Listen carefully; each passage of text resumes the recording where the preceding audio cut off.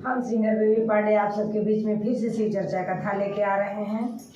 शिव गुरु के चरणों में प्रणाम, पार्वती माता के चरणों में प्रणाम, सभी देवी देवताओं के चरणों में प्रणाम, हरेंद्र भैया नीलम दीदी के चरणों में प्रणाम, माता पिता के चरणों में प्रणाम, सास ससुर के चरणों में प्रणाम। हमारा प्रणाम स्वीकार करो, हे देव स्वीकार करो। आपने 3 सूत्र दिया, हमने तीनों को पालन किया। और गुरु आप मेरे शिष्य हैं, हम आपके गुरु, आप मेरे गुरु हैं, हम आपके शिष्य हैं। इस शिष्य पे दया करो। हर हर महादेव।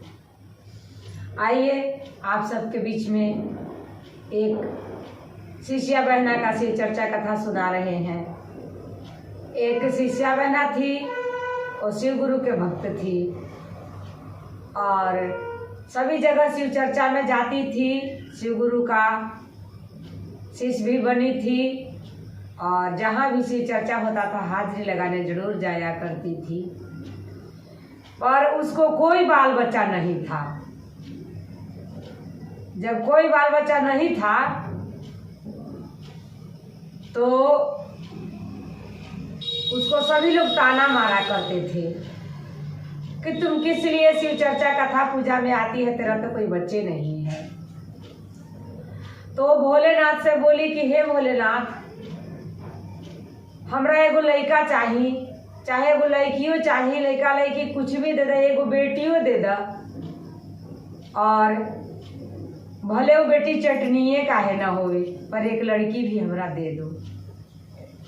जब ऐसे बोली तो भोलेनाथ उसको एक लड़की दे दिए।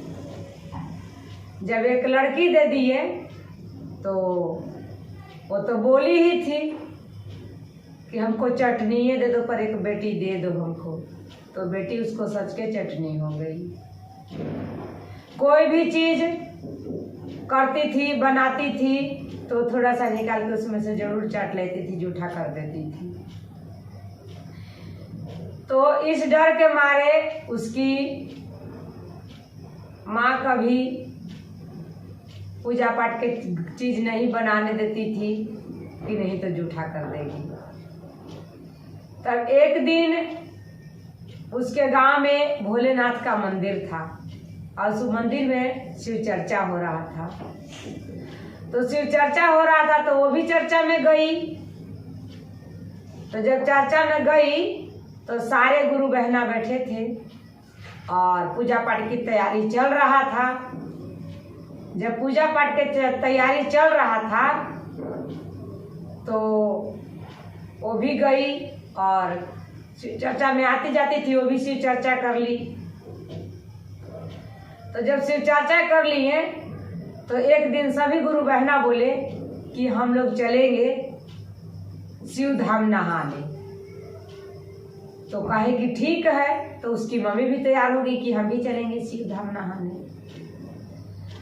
तो जब शिव धाम नहाने की तैयारी हो गई तो बड़े बड़े जहाँ गंगा रहते हैं तो इधर गंगा स्नान भी लोग करते हैं, पूजा पाठ भी करते हैं, उधर मुर्दा उर्दा भी जलते रहता है।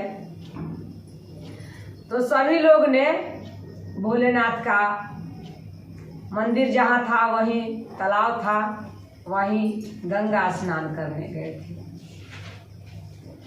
तो गंगा स्नान करने गए थे तो सोचे कि कुछ खाने पीने का चीज भी बांध लेते, आटा वाटा सब सामान ले लिए और सब चल गए गंगा स्नान करने। जब सब गंगा स्नान करके निकले तो कहे कि शिव गुरु का मंदिर है, शिव चर्चा कर लेते हैं तो इसके बाद खाया पिया जाएगा। उसको लग गया भूख। जब उसको भूख लग गया तब वो कहा कि अपना आटा निकाली थोड़ा सा और आटा सान ली और बगल में मुर्दा जल रहा था। मुर्दा बगल में जल रहा था, जाके उसी में से आग निकाली और आग निकाल के लिट्टी पका दी। और लिट्टी पका के अब फिर उसको लगा कि लिट्टी तो पका लिए लेकिन इसमें घी कहाँ से लगाएंगे। तो वो जाके कहा कि जो भोलेनाथ के दरबार में दिया जल रहा था उसी दिया में से काढ़ ली घी और काढ़ के और लिट्टी में लगा के और जैसे लिट्टी खाना शुरू की वैसे भोलेनाथ अपना जीभ बाहर निकाल दिए। जब बाहर निकाल दिए तो जितने वहाँ धाम पे लोग गए थे सारे लोग ने कहने लग गए कि ऐसा कौन सा अनहोनी हो गया कि भोलेनाथ जीभ निकाल दिए, भोलेनाथ जीभ निकाल दिए। पूरा शोर हो गया धाम पर। बड़े बड़े पंडित ज्ञानी आ रहे हैं कि भाई ऐसा कौन सा भूल हो गया जिसके लिए भोलेनाथ ने अपना जीभ बाहर निकाल दिया। अब क्या ना जाने क्या अनहोनी होगा। तो ऐसे सब लोग कह रहे थे। वो बगल में बैठ के मंदिर के पिछवाड़ी लिट्टी खा रही थी और हल्ला हो रहा था। काफी भीड़ जुट गया कि भोलेनाथ जीभ निकाले हैं, भोलेनाथ जीभ निकाले हैं। तब हल्ला सुन के वो भी आ गई और बढ़िया बढ़िया ज्ञानी भी वहां जुटे। लेकिन कितना पूजा भजन अर्चन हाथ जोड़ गोड़ सभी जोड़ रहे हैं, लेकिन भोलेनाथ का जीभ बाहर से अंदर नहीं हो रहा है। सभी लोग का मन में रंग बिरंग के शंका चल रहा है कि आखिरकार क्या गलती हुआ कि भोलेनाथ जीभ निकाल दिए। जब उस लड़की शोर गुन सुनी, भीड़ भड़ाका देखी, तो पीछे से लिट्टी खा के और आ गई भगवान के दरबार के पास। और भोलेनाथ के दरबार के आके पास कह रही है कि ये भीड़ किस बात की इतनी लगी हुई है। तो सभी लोग कहने लगे कि आपको नहीं पता है से 1 घंटा से हल्ला हो रहा है, भोलेनाथ जीभ बाहर निकाल दिए। बोले कि इसीलिए आप लोग इतना हल्ला कर रहे हैं से अभी देखिए 2 मिनट में अंदर कर लेंगे। उसको तो पता था कि हम जब घिउआ निकाले तभी वो जीभिया बाहर निकाल लिए हैं। जब बोले कि हम अभी 2 मिनट में अंदर कर देंगे तो सब लोग उसको डांटने लग गए कि इतना बड़ा बड़ा ज्ञानी आए, इतना बड़ा बड़ा पंडा आए, इतना बड़ा बड़ा पुजारी आए तो कुछ होबे नहीं किया, तू क्या कर देगी, तू ही बहुत बड़ा ज्ञानी बनी है। ऐसे उस लड़की को सभी लोग डांटने लग गए। जब डांटने लग गए तभी भी वो लड़की नहीं मानी। तो उसी में से कई लोग रहते हैं, कई लोग कहते हैं करने दो, कई लोग कहते हैं नहीं करने दो। तो कई लोग कहने लग गए कि अगर कह रही है तो एक बार इसको मौका देने में क्या लगा है, देख लो कहीं भोलेनाथ सुन ही लेंगे। इतने में उस लड़की ने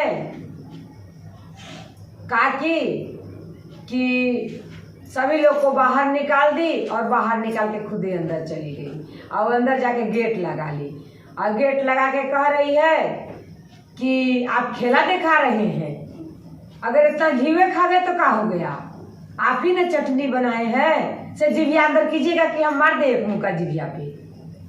भोलेनाथ जीभ अंदर कर लिए। चाहे भक्ति जैसा हो, सच्चे दिल से भक्ति करोगे तो भोलेनाथ सुन लेते हैं। जब भोलेनाथ जीभ अंदर कर लिए तो सभी लोग के अजूबा होने लग गया कि ये सारे लोग इतना पंडा पुजारी आए, गोड़ हाथ जोड़े, लेकिन किसी के बात ना सुने। और ये लड़की ऐसा कौन सा बात कह दी कि भोलेनाथ 2 मिनट में सच्चे के जीभ अंदर कर लिए। तो सारे लोग उससे कहने लग गए। तो फिर उसने अपना सारा बात बताई कि सब लोग से चर्चा कर रहे थे तो हमको भूख लग गया था तो हम आटा सान के जाके उधर मुर्दा जल रहा था तो लिट्टी लगा लिए और भोलेनाथ के दीवा में से घी ले लिए थे, इसीलिए भोलेनाथ जीभिया बाहर निकाल लिए थे।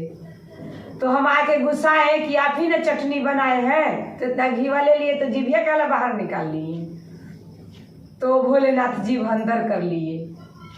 तो सारे लोग उसी टाइम भोलेनाथ से गलती को क्षमा मांगे और उसकी मम्मी बोली कि हे भोलेनाथ, ये तो आप ही का देन है, आप ही इसको चटनी बनाए हैं, तब इसमें गलती का क्षमा भी आप ही करेंगे। और सारे गुरु बहना वहाँ से शिव चर्चा किए, भोलेनाथ का प्रसाद लेके और सब अपने अपने घर आए और सबका भोलेनाथ कल्याण किए। इसलिए सभी गुरु भाई बहना से हम एक बार जरूर कहेंगे कि जो शिव शिष्य नहीं बने होंगे वो जरूर बने और भोलेनाथ के चरण में आ जाइए। चलते चलते सभी गुरु बहना का नमस्कार प्रणाम। हर हर महादेव।